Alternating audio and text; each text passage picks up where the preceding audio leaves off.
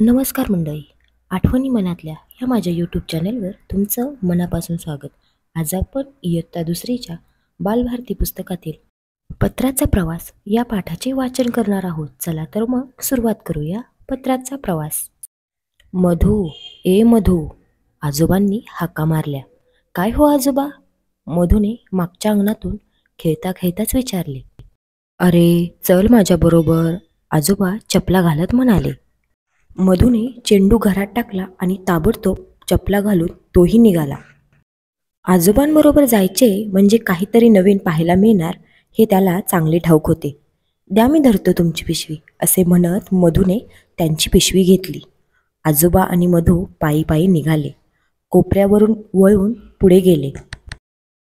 आता इथे जरा थांबूया, पत्रपेटीपाशी थांबत आजोबा म्हणाले. इथे? मधूने किंचित आश्चर्याने विचारले. इथे तर काहीच गंमत नाही, असे त्याच्या मनात आले. त्याचा चेहरा पडला.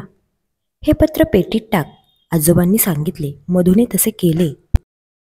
तेवढ्यात थैली घेऊन एक पोस्टमन आला. त्याने पत्रपेटीचे कुलूप उघडले. मधू तिकडे लक्षपूर्वक पाहू लागला. पोस्टमनने पेटीच्या आतील पत्रे आपल्या थैलीत भरून घेतली. परत कुलूप लावून तो थैली घेऊन निघाला. ही पत्रे घेऊन पोस्टमन काका कुठे जातात? मधूने आजोबांना प्रश्न विचारला. त्यावर आजोबा म्हणाले, चल पुढे, तुला सगळं सांगतो. आजोबा आणि मधू तेथून जवळच्या पोस्टात गेले. तिथे तार, मनी ऑर्डर, पार्सल असं लिहिलेल्या छोट्या छोट्या खिडक्या होत्या. आत जाण्याची परवानगी आजोबांनी आधीच घेऊन ठेवली होती. आत एका टेबलापाशी 2 माणसे पत्रांवर शिक्के मारत होती. शिक्के मारून झाल्यावर गावानुसार पत्रे वेगवेगळ्या ढिगात ठेवली जात होती. पोस्टमनच्या थैलीतून पत्र आधी इथे येतात तर, मधू म्हणाला. आजोबांनी मान डोलावली. आजोबा आणि मधू बाहेर आले. पत्रांनी भरलेल्या थैल्या बाहेर एका लाल गाडीत टाकल्या जात होत्या. आता इथून पत्र कुठे जातील? मधूने कुतूहलाने विचारले.